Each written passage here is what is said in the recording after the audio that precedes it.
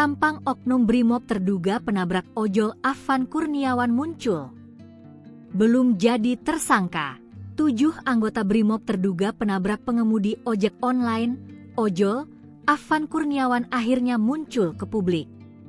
Afan Kurniawan, 21, tewas terlindas mobil atau kendaraan taktis, rantis, Brimob Polri di Pejompongan, Tanah Abang, Jakarta Pusat, Kamis, 28 Agustus 2025, malam. Para terduga pelaku terlihat mengenakan kaos hijau bertuliskan "Titipan Divpropam Polri" saat digiring dalam konferensi pers di Mabes Polri, Jumat, 29 Agustus 2025. Wajah para oknum Brimob tersebut tampak tertunduk lesu. Namun, hingga saat ini, status mereka masih sebatas terduga pelanggar etik, belum ditetapkan tersangka dalam proses pidana.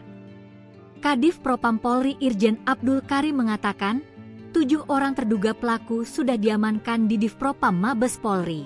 Bahkan, gelar perkara awal telah dilakukan bersama Divisi Hukum dan Sumber Daya Manusia, SDM, Polri. Adapun dari gelar awal ini kami sudah sepakati dan kami juga sudah sampaikan ke Kompolnas dan Komnas HAM bahwa terhadap 7 orang ini dipastikan terduga pelanggar telah terbukti melanggar kode etik kepolisian, ujarnya.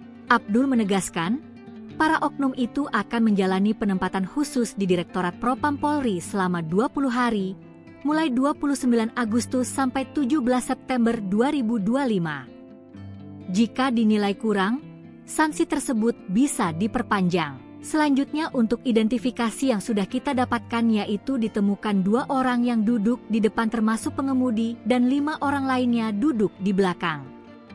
Adapun pengemudi yaitu Bribka R, sedangkan yang duduk di sebelahnya Kompol C, ujarnya. Sementara itu, 5 anggota lain yang duduk di belakang adalah Aibda R, Bribtu D, Bribda M, Baraka J, dan Baraka Y. Ia menambahkan, pemeriksaan masih berlanjut dengan meminta klarifikasi dari saksi-saksi yang mengetahui kejadian.